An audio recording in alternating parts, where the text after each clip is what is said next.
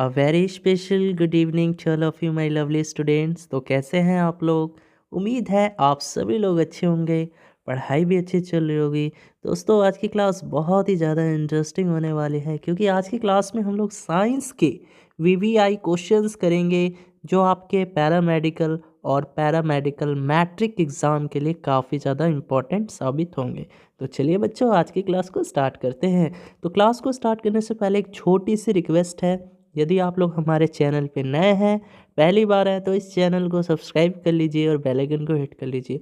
और दोस्तों, class PDF के लिए है ना, वो पीडीएफ के लिए आप लोग हमारे टेलीग्राम चैनल से भी जुड़ जाइए। इसके लिए जाना होगा टेलीग्राम ऐप पे और वहाँ सर्च करना होगा स्टडी विद रितेश और हमारे इस चैनल से भी जुड़ जाना होगा। ठीक है, चलिए आज की क्लास को स्टार्ट करते हैं। चलिए मित्रों, पहला क्वेश्चन है, कार्य की एसआई इकाई होती है। आपको बताना है कार्य यानी वर्क की एसआई यूनिट। वर्क का एसआई यूनिट क्या होता है? वाट, कैलोरी, जूल, एम्पियर। जल्दी से जवाब देंगे, सभी बच्चे आंसर देंगे। देखिए, ये क्वेश्चंस दिखने में इजी जरूर लग रहा है बट ये क्वेश्चंस पूछा जा चुका है आपके पैरामेडिकल मैट्रिक के परीक्षा में। जी हाँ दोस्तों, ये क्वेश्चंस आ चुका है। तो जल्दी से बता दीजिए, कार्य का एसआई यूनिट क्या होता है? SI unit of work. तो वेरी गुड, यदि आपने जवाब दिया है ऑप्शन नंबर सी। जी हाँ दोस्तों, ऑप्शन नंबर सी जूल जो है इस क्वेश्चन का राइट आंसर हो जाएगा। ठीक है, बात करेंगे बाकी के ऑप्शंस की। तो यहाँ पे वाट है, ये भी यूनिट है। ठीक है, ये भी जो है बच्चों ऐसा यूनिट है। किसका है? तो ये शक्ति का। जी हाँ दोस्तों, ध्यान देना है, शक्ति का ऐसा यूनिट। शक्ति का ऐसा यूनिट जो है क्या होता है? वाट होता है, यानी पावर।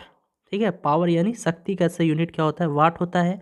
बात करेंगे कैलोरी की, तो ये भी इकाई है। ऐसा यूनिट नहीं कह सकते, लेकिन ये ऊर्जा का इकाई है। ठीक है, ऊर्जा का इकाई। अगर आपसे पूछे ऊर्जा का इकाई क्या है, तो कैलोरी होता है, किलो कैलोरी होता है। और इसका ऐसा ही इकाई क्या होता है? ऊर्जा का ऐसा इकाई यानी ऐसा यूनिट ऑफ एनर्जी क्या होता है? जल्दी से बताइए। तो बच्चों, इसका ऐसा यूनिट जो हो जाएगा वो क्या हो जाएगा? तो आपको याद रखना है, जूल होता है। ठीक है, जूल होता है। परंतु व्यवहारिक रूप में ऊर्जा का इकाई कौन कौन सा हो जाएगा? कैलोरी हो जाएगा, जूल हो जाएगा और किलो कैलोरी हो जाएगा। बात करेंगे एम्पियर का, है ना। तो एम्पियर ये भी ऐसा यूनिट होता है। किसका? किसका ऐसा यूनिट है? विद्युत धारा का।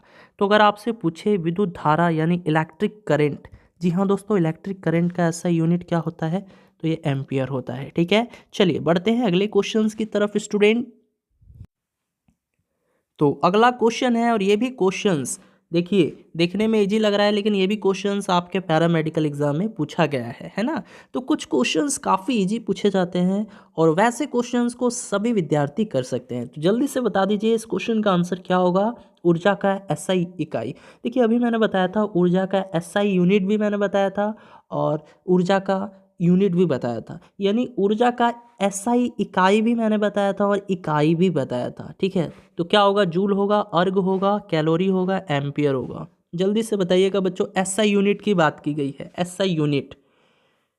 तो जी हाँ, एसआई यूनिट क्या होता है? एसआई यूनिट आपका जूल हो जाएगा, यानी ऑप्शन नंबर ए जो है आपके इस क्वेश्चन का करेक्ट आंसर हो जाएगा। देखिए, अर्ग की बात करें तो ये भी जो है ना, ऊर्जा का एसआई इकाई नहीं कह सकते, ये ऊर्जा का मात्रक होता है सीजीएस प्रणाली में। अगर आपसे पूछे ऊर्जा का मात्रक सीजीएस प्रणाली में क्या होता है? सीजीएस यानी सेंटीग्राम सेकेंड। ठीक है, तो ऊर्जा का मात्रक सीजीएस प्रणाली में क्या होता है? तो ये अर्ग होता है, ध्यान दीजिएगा। और कैलोरी जो है ये क्या है? ये ऊर्जा का केवल मात्रक है, ऊर्जा का इकाई है, केवल मात्रक है। एसआई इकाई नहीं कहेंगे इसको, ये क्या है? केवल इकाई है। एम्पियर जो है विद्युत धारा का एसआई यूनिट होता है, जैसे कि अभी मैंने बताया था। ठीक है, चलिए बढ़ते हैं अगले क्वेश्चंस की तरफ स्टूडेंट। चलिए डियर स्टूडेंट, अगला प्रश्न है, रेडियो सक्रिय तत्व होते हैं। जल्दी से बताना है, रेडियो सक्रिय तत्व जो होते हैं ये कैसे होते हैं? स्थिर होते हैं, अस्थिर होते हैं, विरल होते हैं या अत्यधिक क्रियाशील होते हैं? जल्दी से बताइएगा। यहाँ पे पूछा गया है रेडियो एक्टिव जो एलिमेंट्स होते हैं वो कैसे होते हैं, बताइएगा बिल्कुल फास्ट। तो देखिए बच्चों, रेडियो सक्रिय तत्व का मतलब क्या होता है? तो वह तत्व जो खुद ही अन्य तत्वों से विखंडित होता है और उससे विशिष्ट कण तथा तरंगे बाहर निकलती है, वही हमारा रेडियो सक्रिय तत्व कहलाता है। और ये अस्थिर होता है यानी अनस्टेबल होता है। ठीक है, तो रेडियो सक्रिय तत्व जो होते हैं वो अस्थिर होते हैं यानी अनस्टेबल होते हैं, अनस्टेबल। ठीक है, तो ऑप्शन नंबर क्या हो जाएगा प्यारे बच्चों? तो ऑप्शन नंबर बी जो है आपके इस क्वेश्चन का राइट आंसर हो जाएगा। चलिए बढ़ते हैं अगले क्वेश्चन की तरफ। चलिए प्यारे मित्रों, अगला प्रश्न है, एक नाभिकीय क्रिया के दौरान मुक्त ऊर्जा होती है। एक नाभिकीय क्रिया के दौरान जो मुक्त ऊर्जा होती है वो कैसी होती है? यांत्रिक ऊर्जा में होती है, नाभिकीय ऊर्जा में होती है, बंधन ऊर्जा या रासायनिक ऊर्जा? जल्दी से बताइएगा। प्रश्न है नाभिकीय क्रिया, यानी जब यहाँ पे बच्चों न्यूक्लियर रिएक्शन होता है उस दौरान जो एनर्जी रिलीज होती है वो कैसी होती है, वो किस प्रकार की एनर्जी होती है? तो जी हाँ दोस्तों, यदि आपने जवाब दिया है ऑप्शन नंबर बी यानी नाभिकीय ऊर्जा, देन आपका आंसर सही है। ठीक है, तो उस दौरान जो एनर्जी प्रोड्यूस होती है वो कौन सी एनर्जी होती है बच्चों? न्यूक्लियर एनर्जी होती है यानी नाभिकीय ऊर्जा। ठीक है, इंग्लिश में क्या कहेंगे? Nuclear energy. ठीक है, चलिए बहुत अच्छी बात है।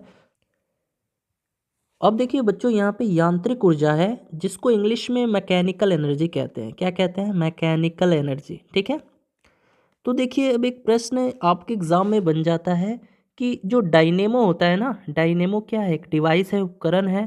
ठीक है, तो डायनेमो क्या करता है? ये बच्चों यांत्रिक ऊर्जा को किस ऊर्जा में बदलता है, या यानी ये मैकेनिकल एनर्जी को किस एनर्जी में कन्वर्ट करता है? डायनेमो जो है ये क्या है? एक उपकरण है, डिवाइस है। ये यांत्रिक ऊर्जा को, जी प्यारे बच्चों, ये यांत्रिक ऊर्जा को विद्युत ऊर्जा में बदलता है। तो ध्यान देना है। ठीक है, ये यांत्रिक ऊर्जा को किस में बदलता है? विद्युत ऊर्जा में बदल देता है। ठीक है, पूछ लेता है कि डायनेमो जो है ये यांत्रिक ऊर्जा को किस ऊर्जा में बदलता है? तो ये विद्युत ऊर्जा में बदलता है। चलिए बढ़ते हैं अगले क्वेश्चन की तरफ। चलिए डियर स्टूडेंट, अगला प्रश्न है, रेडियो सक्रियता की खोज किसने की थी? Who discovered radioactivity? Becquerel, Curie, Rutherford, Joliot? जल्दी से बताइएगा, बहुत ही जी प्रश्न है ना। तो रेडियो सक्रियता यानी जिसको इंग्लिश में रेडियो एक्टिविटी कहा जाता है बच्चों, हाँ, तो जी हाँ दोस्तों, इसकी खोज किसने की थी? तो बैक्यूरल ने, है ना। बैक्यूरल, देखिए यहाँ पे ऑप्शन ए जो है करेक्ट आंसर हो जाएगा। बैक्यूरल लिख देना, बैक्यूरल। ठीक है, बैक्यूरल, इन्होंने ही रेडियो सक्रियता की खोज की थी। कब की थी बच्चों? 1896 ईस्वी में। ये भी याद रखना है, 1896 ईस्वी में। ठीक है, अब देखिए बच्चों, बात करेंगे मैडम क्यूरी जी के बारे में। तो इन्होंने ना रेडियम की खोज की थी। पूछ लिया जाता है कि रेडियम की खोज किसने की थी? रेडियम की खोज किसने की थी? तो मैडम क्यूरी जी ने की थी। अब देखिए यहाँ पे रदरफोर्ड का भी नाम आ जाता है ना। तो रदरफोर्ड ने प्रोटॉन की खोज की थी। पूछ लेता है प्रोटॉन, प्रोटॉन की खोज किसने की थी, है ना। तो प्रोटॉन की खोज किसने की थी? रदरफोर्ड ने। अब प्रोटॉन का जान लिए हो तो इलेक्ट्रॉन का भी जान लो, है ना। इलेक्ट्रॉन की खोज किसने की थी? इलेक्ट्रॉन की खोज किसने की थी? तो इसका भी जान लीजिए, जे थॉमसन जी ने। किसने? J Thomson. ठीक है, याद रख लेना, एक बार पूछा जा चुका है आपके पैरामेडिकल के एग्जाम में इलेक्ट्रॉन से रिलेटेड। ठीक है, तो इलेक्ट्रॉन की खोज किसने की थी? जे थॉमसन जी ने। अब यहाँ पे बच रहा है न्यूट्रॉन, तो न्यूट्रॉन का भी बता दीजिए जल्दी से। तो जी हाँ, न्यूट्रॉन की खोज किसने की थी? तो जेम्स चैडविक ने। ठीक है, याद रखना। ठीक है, जेम्स चैडविक ने। तो देखिए बच्चों, हम लोग हर एक टाइप के क्वेश्चंस को करेंगे यहाँ पे, इजी से लेकर मॉडरेट से लेकर टफ लेवल तक के क्वेश्चंस को टच करेंगे। ठीक है, बस आप लोग जो है डेली क्लास कीजिएगा। चलिए डियर स्टूडेंट, अगला प्रश्न है, रेडियम 88 और इसका पावर जो है 226 में न्यूट्रॉनों की संख्या है। देखिए यहाँ पर एक एलिमेंट दे रखा है रेडियम। ठीक है, और ये जो 88 है ये क्या है?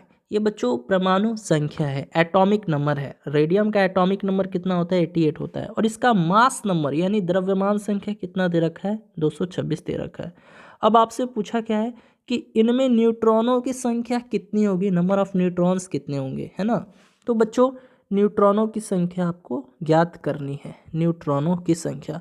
तो यहाँ से न्यूट्रॉनों की संख्या ये बराबर हो जाएगा किसके? द्रव्यमान संख्या में से आप लोग यदि परमाणु संख्या को घटा लीजिएगा, है ना। द्रव्यमान संख्या में से अगर आप लोग परमाणु संख्या, द्रव्यमान संख्या में से अगर हम लोग परमाणु क्रमांक को घटा लेंगे तो हमारा न्यूट्रॉनों की संख्या निकल कर आ जाएगा। तो अब तक तो आंसर आ गया होगा। द्रव्यमान संख्या कितना है? 226 है। और माइनस परमाणु क्रमांक कितना है? 88 है। तो कितना आ गया बताइए तो? हाँ जी, कितना आ गया? तो ये 138 आ जाएगा। ठीक है, यानी ऑप्शन नंबर ए जो है आपके इस क्वेश्चन का राइट आंसर हो जाएगा। ये भी क्वेश्चन आपके पीएमएम के परीक्षा में पूछा जा चुका है। तो ऐसे क्वेश्चंस को आप लोग नोटिस कीजिएगा, इग्नोर नहीं करना है ना। दिखने में तो इजी है बट अगर उल्टा पुल्टा कर दिए तो गलत हो जाएगा। तो आपको हर एक क्वेश्चंस को अच्छे तरीके से करना है। मैं यहाँ पे बेसिक से लेकर मॉडरेट से लेकर टफ लेवल तक के क्वेश्चंस को करवाऊंगा। ठीक है प्यारे बच्चों, चलिए बढ़ते हैं अगले क्वेश्चन की तरफ। चलिए मित्रों, अगला प्रश्न है E बराबर mc² में c है। देखिए ये एक इक्वेशन है और ये बहुत ही फेमस इक्वेशन है जो दिया गया था आइंस्टीन साहब जी के द्वारा। ठीक है, तो बच्चों अब इसमें बताना है E बराबर mc² है ना, इसमें जो c है ये क्या है, यही पूछ रहा है। ठीक है, तो ये क्या है? प्रकाश की तीव्रता है, या निर्वात में प्रकाश की चाल है, या ध्वनि की तीव्रता है, या हवा में ध्वनि की तीव्रता है? जल्दी से बताएंगे सभी स्टूडेंट, बिल्कुल फास्ट। तो जी हाँ दोस्तों, क्या है ये? तो ये प्रकाश की तीव्रता है, प्रकाश का वेग है। क्या है ये? देखिए यहाँ पे c जो है ना, द स्पीड ऑफ लाइट है। क्या है ये? द स्पीड ऑफ लाइट, याद रखना है, बहुत ही इंपॉर्टेंट प्रश्न हो जाता है। ठीक है, और यहाँ पे देखिए m की बात करें तो ये क्या है बच्चों? m जो है मास है, जिसको द्रव्यमान कहते हैं हम लोग। क्या कहते हैं? द्रव्यमान कहते हैं। और यहाँ पे E क्या है? E तो ये एनर्जी है, यानी ऊर्जा। ठीक है, तो आपको याद रखना है। ठीक है, बहुत ही फेमस इक्वेशन है, आइंस्टीन जी के द्वारा ये इक्वेशन दिया गया था, जिसमें c जो है द स्पीड ऑफ लाइट है, यानी प्रकाश की तीव्रता है। अब देखिए यहाँ पे बच्चों ध्यान देने वाली बात है, यहाँ पे देखिए पूछा है निर्वात में प्रकाश की तीव्रता, यानी निर्वात में प्रकाश की चाल क्या होती है। देखिए सबसे पहले मुझे आप लोग ये बताइए, निर्वात में प्रकाश की चाल क्या होती है? अगर मैं आपसे पूछूं निर्वात में प्रकाश की जो चाल होती है वो क्या होती है? सभी स्टूडेंट बताएंगे बिल्कुल फास्ट। तो वेरी गुड, ये होती है 3 × 10⁸ मीटर/सेकेंड। ठीक है, और हवा में देखिए, हवा में ध्वनि की तीव्रता, यानी हवा में ध्वनि की वेग कितनी होती है बताइए तो? हवा में ध्वनि की वेग, हवा में ध्वनि की चाल, what is speed of sound in air? जल्दी बताइएगा, हवा में ध्वनि की चाल कितनी होती है? तो ये होती है बच्चों 332 मीटर/सेकेंड होती है। ठीक है, ठीक है, और निर्वात में ध्वनि की वेग, तो निर्वात में ध्वनि की वेग 0 होती है। निर्वात में ध्वनि ट्रैवल ही नहीं करता है ना, बता रखा हूँ कई बार, निर्वात में ध्वनि ट्रैवल नहीं करता। तो निर्वात में ध्वनि की चाल क्या हो जाएगी? 0 मीटर/सेकेंड हो जाएगी। ठीक है, चलिए बढ़ते हैं अगले क्वेश्चन की तरफ। यदि क्लास अच्छी लग रही हो, इंटरेस्टिंग लग रही हो, तो एक लाइक जरूर दे दीजिएगा बच्चों। तो देखिए बच्चों, अगला प्रश्न है एक्स जेड और x का पावर a, यानी यहाँ पे देखिए इसमें ये पूछा है कि यहाँ पे जो z है ये क्या है। यानी देखिए एक तत्व दिया गया है और वो तत्व है x। ठीक है, एक एलिमेंट है x और ये z है और इसका पावर जो है a दे रखा है। ठीक है, इसमें पूछा है कि ये z जो है ये क्या है ना? परमाणु द्रव्यमान है, द्रव्यमान संख्या है, न्यूक्लियॉन संख्या है, या परमाणु संख्या है? बच्चों अभी हम लोगों ने क्वेश्चंस किया था रेडियम वाला, अभी किया था ना, तो उसमें मैंने बताया था कोई भी एलिमेंट है और उसके नीचे जो है क्या होता है? परमाणु संख्या होता है, और फिर उसके ऊपर यानी उसका पावर जो होता है वो क्या होता है? मास नंबर होता है, यानी द्रव्यमान संख्या होता है। तो यहाँ पे जेड क्या है?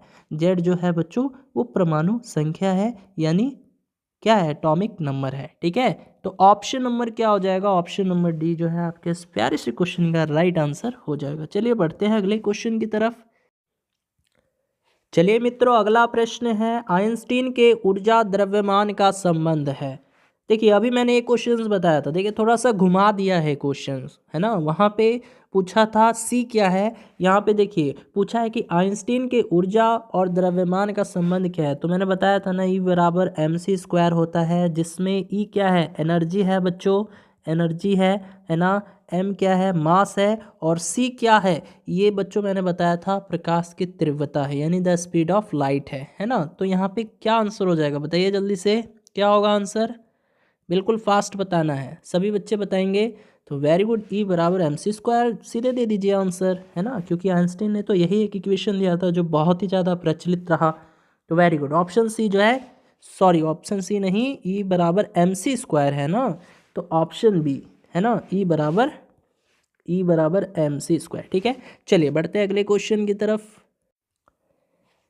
चलिए मित्रों, अगला प्रश्न है, प्रथम बार अमेरिका में एड्स की पहचान डैश में की गई? 1984, 1983, 1987 या 1981?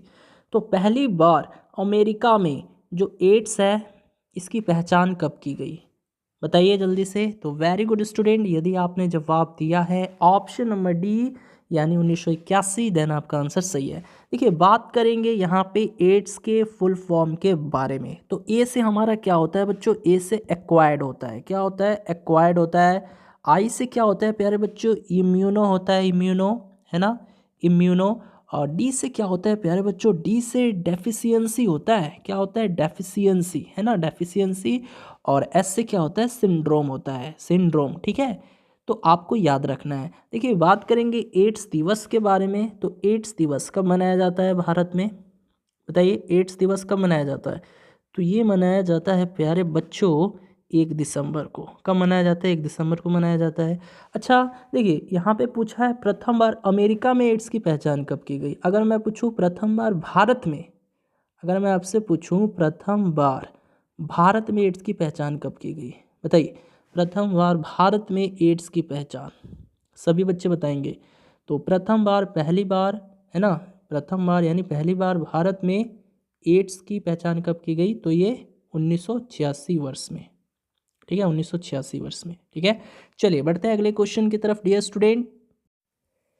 चलिए मित्रों, अगला प्रश्न है, मुड़े पैर, आधे टेढ़े दांत, बाहर निकली जीभ डैश की निशानी है? किसकी निशानी है? मधुमेह रोग की, या मिक्सडीमा, या ग्वाइटर रोग की, या क्रिटिनिज्म की? जल्दी से जवाब दीजिएगा। मुड़े पैर, आप लोगों ने देखा होगा बहुत लोग के मुड़े पैर होते हैं, बहुत लोग के आधे या टेढ़े दांत होते हैं, बहुत लोग के जीभ भी बाहर निकली होती है, यानी बाहर निकली जीभ, है ना। तो ये सब किस चीज़ की निशानी है? ये सब किस चीज़ की निशानी के अंतर्गत आती है?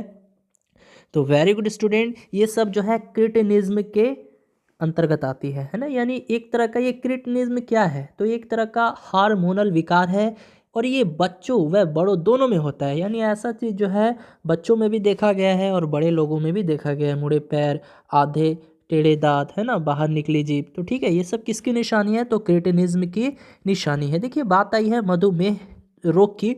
तो बच्चों, ये रोग जो है किसकी कमी के कारण होता है? इंसुलिन की कमी के कारण। ठीक है, इंसुलिन की कमी के कारण कौन सा रोग होता है? इंसुलिन की कमी के कारण यानी कौन सा रोग होता है? डायबिटीज़ होता है, यानी जिसको मधुमेह कहते हैं। अब देखिए स्टूडेंट, इसके बाद है ग्वाइटर। ठीक है, जिसको हिंदी में क्या कहा जाता है? घेंघा कहा जाता है। तो ये भी क्या है? एक तरह का रोग है। ये भी क्या है? रोग है। तो पूछता है कि बच्चों, घेंघा रोग जो है ना, ये किसकी कमी के कारण होता है? तो बच्चों, ये शरीर में आयोडीन की कमी के कारण होता है। ये रोग ना शरीर में आयोडीन की कमी, है ना, शरीर में आयोडीन की कमी के कारण कौन सा रोग होता है? घेंघा रोग होता है, जिसको इंग्लिश में ग्वाइटर कहा जाता है। इसमें जो है ना गला फूल जाता है ना। चलिए बढ़ते हैं अगले क्वेश्चन की तरफ डियर स्टूडेंट। चलिए डियर स्टूडेंट, अगला प्रश्न है, लेटरल मेरिस्टेम पौधे में डैश बढ़ता है? यहाँ पे बढ़ता है, क्या बढ़ता है? लंबाई, भार, मोटाई, कोमलता। देखिए बच्चों, एक बहुत ही प्यारा सा पौधा है जिसका नाम है लेटरल मेरिस्टेम। इंग्लिश नाम है इसका लेटरल मेरिस्टेम। हिंदी में इस पौधे का नाम क्या है? पार्श्व विभा ज्योतक। ठीक है, पार्श्व विभा ज्योतक। ठीक है, ज्योतक एक पौधा है, ठीक है, जिसका नाम क्या है? पार्श्व विभा ज्योतक है, इंग्लिश में लेटरल मेरिस्टेम है। तो पूछ रहा है कि इस पौधे में क्या बढ़ता है? लंबाई बढ़ता है, भार बढ़ता है, मोटाई बढ़ता है, कोमलता बढ़ता है। तो बच्चों, इसमें जो है ना, इस पौधे में तने और जड़, है ना, इस पौधे में तने और जड़ की मोटाई बढ़ती है। ठीक है, समझ में आया? मोटाई बढ़ती है। तो यहाँ से आप लोग इस तरह से कह सकते हो कि यह तने और जड़ की मोटाई के लिए उत्तरदायी होता है। कौन सा पौधा? पार्श्व विभाज्योतक यानी लेटरल मेरिस्टेम। ठीक है, चलिए चलिए बढ़ते हैं अगले क्वेश्चन की तरफ डियर स्टूडेंट। चलिए प्यारे मित्रों, अगला प्रश्न है पाद विहीन उभयचर है।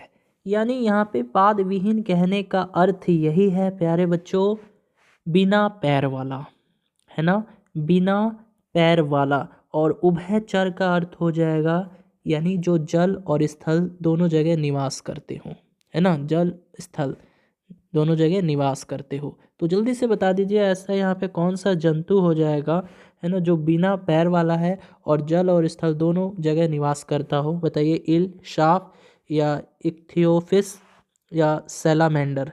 तो जी हाँ दोस्तों, यदि आपने जवाब दिया है ऑप्शन नंबर सी यानी इक्थियोफिस, देन आपका आंसर सही है। तो एक ऐसा जीव होता है जो बिना पैर वाला होता है और साथ ही साथ ये जल और स्थल दोनों जगह निवास कर सकता है। ठीक है, चलिए बढ़ते हैं अगले क्वेश्चन की तरफ डियर स्टूडेंट। चलिए स्टूडेंट, अगला प्रश्न है हड्डी जो खोखली, हल्की और हवा से युक्त होती है कहलाती है। बताइए कौन सी हड्डी कहलाती है? न्यूमैटिक हड्डियाँ होती हैं ये, या कार्टिलेज हड्डियाँ होती हैं, या कठोर हड्डियाँ होती हैं, या टेंडन होती है? जल्दी से बताना है, प्रत्येक विद्यार्थी बताएंगे। ऐसी हड्डी जो खोखली, हल्की और हवा से युक्त हो वो कौन सी हड्डियाँ कहलाती है? तो बच्चों वो कहलाती है न्यूमैटिक हड्डियाँ, यानी ऑप्शन नंबर ए जो है आपके इस क्वेश्चन का राइट आंसर हो जाएगा। यहाँ पे बात करें कार्टिलेज हड्डियाँ ये क्या होती है, तो बच्चों कोहनी और घुटने की जो हड्डी होती है ना, कोहनी और घुटने की जो हड्डियाँ होती हैं उन्हें कार्टिलेज हड्डियाँ कहते हैं। अब यहाँ पे टेंडन क्या है? टेंडन तो ये मांसपेशियों को हड्डी से जोड़ता है ना, मांसपेशियों। टेंडन क्या है? मांसपेशियों को हड्डी से जो जोड़ता है उसे ही टेंडन कहते हैं। मांसपेशियों को जो हड्डी से जोड़ता है उसे टेंडन कहते हैं। ठीक है, समझ में आ रहा है बच्चों? तो डायरेक्ट याद कर लेना है, हड्डी जो खोखली, हल्की और हवा से युक्त होती है उसको न्यूमैटिक हड्डियाँ कहते हैं। चलिए बढ़ते हैं अगले क्वेश्चन की तरफ। चलिए डियर स्टूडेंट, अगला प्रश्न है और आज की इस क्लास का लास्ट प्रश्न रहेगा, अनावृत बीजी पौधों का उदाहरण है, यानी जिम्नोस्पर्म प्लांट्स का उदाहरण कौन सा हो जाएगा? पाइनस, रागी, बीन्स या एडियंटम? जल्दी बताइएगा। अनावृत बीजी पौधे का एग्जाम्पल बताना है। बहुत ही अच्छा क्वेश्चन है बच्चों, बिल्कुल फास्ट बताइए। तो वेरी गुड स्टूडेंट, यदि आपने जवाब दिया है ऑप्शन नंबर ए यानी पाइनस, देन आपका आंसर सही है। तो पाइनस जिसको हिंदी में चीड़ बोलते हैं, ठीक है, तो यहाँ पे जो चीड़ है ये अनावृत बीजी पौधा का उदाहरण हो जाता है। ठीक है, और भी कई सारे ऐसे पौधे हैं जो अनावृत बीजी पौधे के उदाहरण हो जाएंगे। जैसा सबसे पहले तो चीड़ हो जाएगा, ठीक है, चीड़ हो जाएगा। उसके बाद आपका पाइनस तो हो ही गया, ठीक है, यानी चीड़। एक होता है साइकस भी होता है, साइकस भी हो जाएगा, साथ ही साथ जिंगो भी हो जाएगा। ठीक है, यानी ये सभी जो है बच्चों, चीड़, साइकस, जिंगो, ये सभी जिम्नोस्पर्म प्लांट्स हैं। ठीक है, ये सभी जिम्नोस्पर्म प्लांट्स के एग्जाम्पल हो जाएंगे। तो चलिए दोस्तों, आज की इस क्लास में इतना ही। यदि क्लास अच्छी लगी हो, इंटरेस्टिंग लगी हो, तो इस क्लास को एक लाइक जरूर दे दीजिएगा, और चैनल पे नए हैं तो इस चैनल को भी सब्सक्राइब जरूर कर लीजिएगा। मिलते हैं अगली क्लास में नई जोश नई उमंग के साथ। तब तक के लिए bye bye, tata, take care.